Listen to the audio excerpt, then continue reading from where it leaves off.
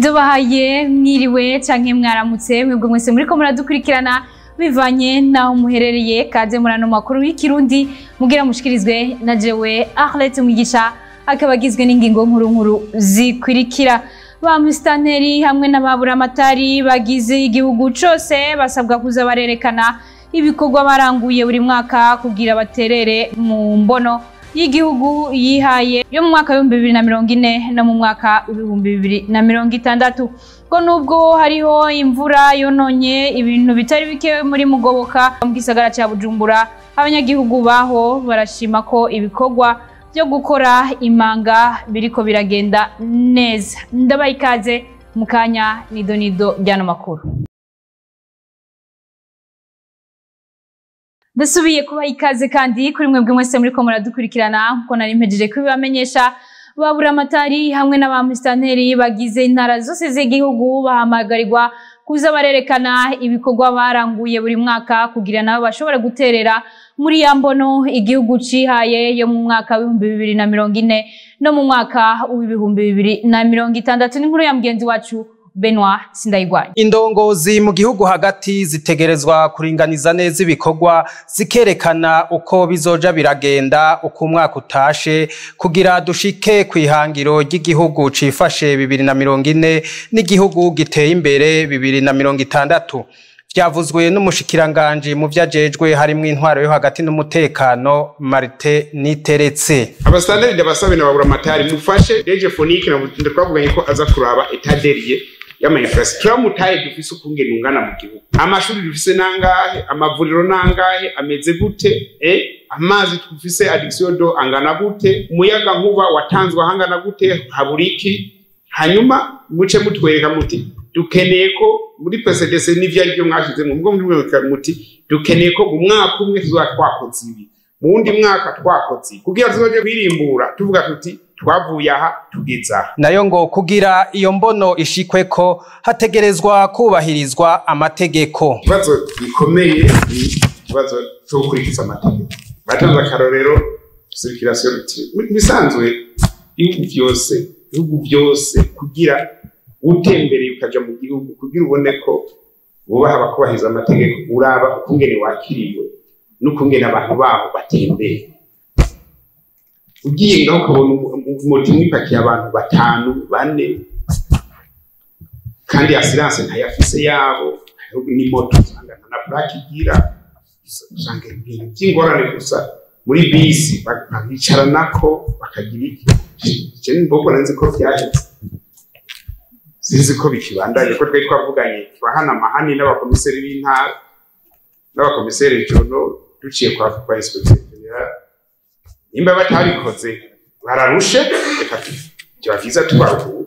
Iyo nama ikaba yari yatumiwemwo indongozi zitandukanye z'igihugu uhereye kuri babura amatari ba musitanteri abaserukira abandi mu gipolisi hamwe n'abandi. Uburundi bugiye kuzana ibikoko bizoja mu mashamba akingiwe kugira ngo bashobore kuzana ingenzi. N'inkuru ya mugenzi wacu Hayimo Prospere niyo nkuru. Kuraba ko hariho ikibanza gikwije ibisabwa kugira ngo hazozanwe ibikoko vyo kwega ingenzi nico catumye Jacques Bigirimana arongoye igisata c'ingenzi mu bushikiranganje bw'ubudandaji gutwara abantu n'ibintu amahinguriro n'ingenzi agendera ishamba rikingiye rya Rusizi Parc National de la Rusizi kuruno wa 12 Gitugutu.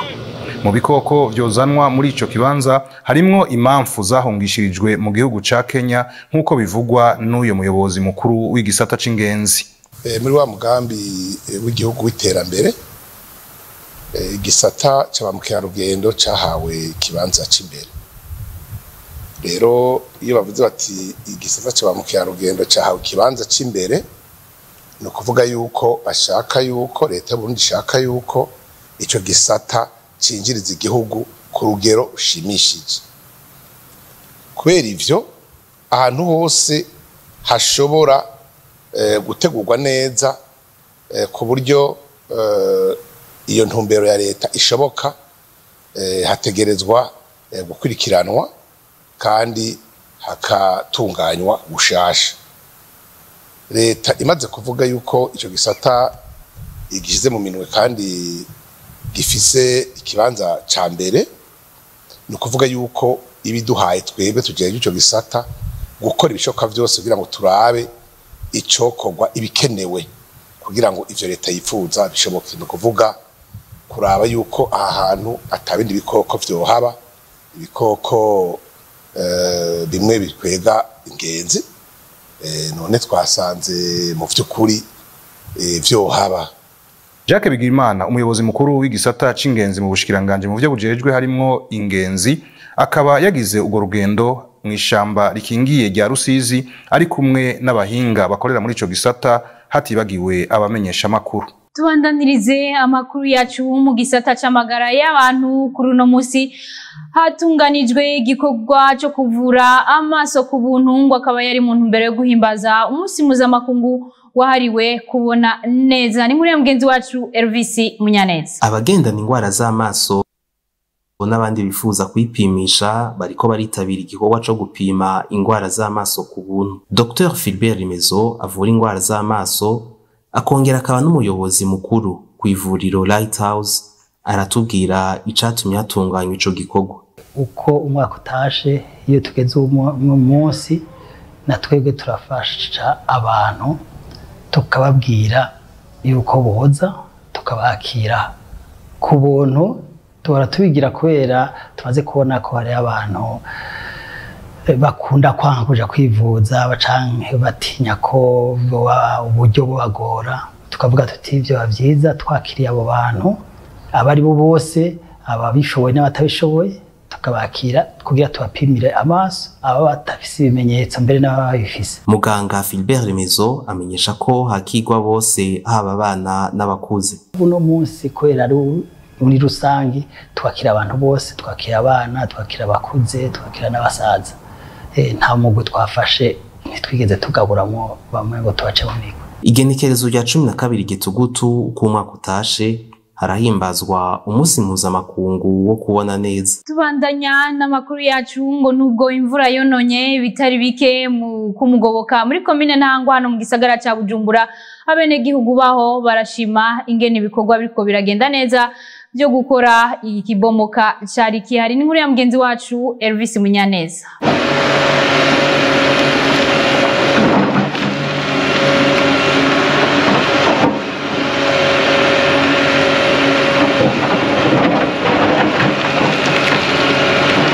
Ibintu bitari bike birononekara mu gihe c'imvura. Aha ni kumugoboka. Imbonesha kure BTV yashitse mu gihe haraye haguye imvura. Abanyagihugu bahaba bamenyesha ko batoroherwa na gato. Ibintu mvura amaze konona ni kuvuga amazi aratemba mu ibarabara, hama haje hepfo naho yaheruka kugwa amazi yaragiye mu nzu nyene, gusa nta bintu yononye byinshi. Nubwo biruko barashima ibikorwa vyo gusanura biriko birakogwa. Ashaka byakira neza kweri kubera aho harumanga nyene runini cyane, ariko ubu urabona ko n'abantu barengana, imodoka zikarengana ntari ubu unye abatari ku imodoka ngo zidoge, n'ahandi imodoka zirahashika neza. Ahubwo twofasha ko n'ahandi hose habomotse bobandanya bahakora kugira abantu bumwe turengana neza mu mutekano, imodoka zirengane kugira iterambere ritere ridushikiye natwe.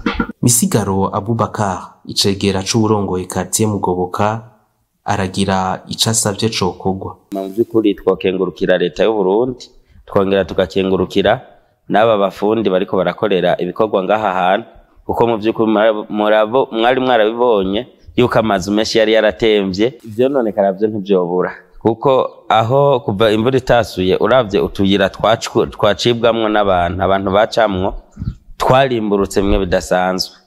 Ukuvuga rero twosaba yuko ababijejwe nka leta canke se ubuha yoshobora gutembera muri quartier nka yose ikaraba ukungene yofasha none kuduterera umusada wo gushiramwo ikanevu ziboneka. Ibikorwa biriko birarangurwa n'ikigo Buha birabandanya, akaba hariko haracibwa imifurege amazi azocamwo. Tubandanirize amakuru yacu mu bijanye n'igisata cy'ibikorwa mvabwenge. Ireresi ntontongo ziratandukanye n'ireresi zininiya ngo kuko zikorwa ugutandukanye ndetse n'umwanya ukaba utandukanye ngo izo zose rero zikaba zironka n'amasoko ugutandukanye bikaba bivugwa na Leo Singabo arongoye ikigo gikora amareresi Festicabe tumukurikire. Ibyo bita long métrage na court métrage ivyo bivana nico twita amategeko y'amareresi kubera harico bita court métrage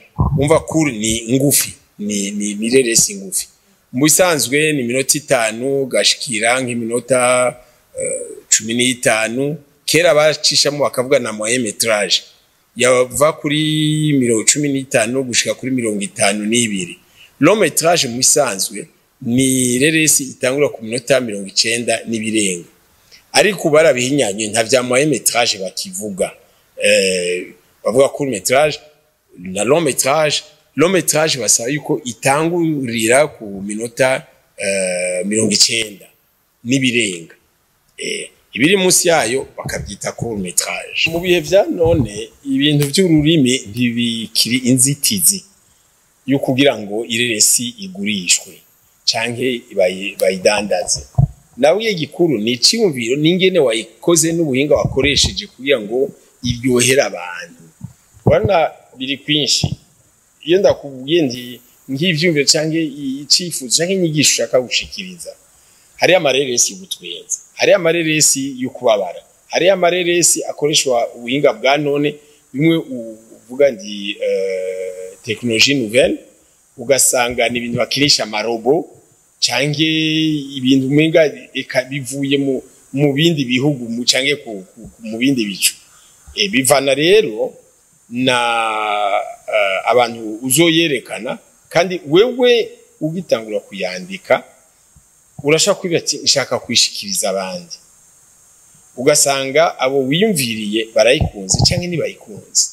Hari n'igihe usanga nabandi bakwiye ati turakeneye ugirire resi imeze gutya na gutya ikajana n'ubuhinga bwa gutya tuzoyikunda.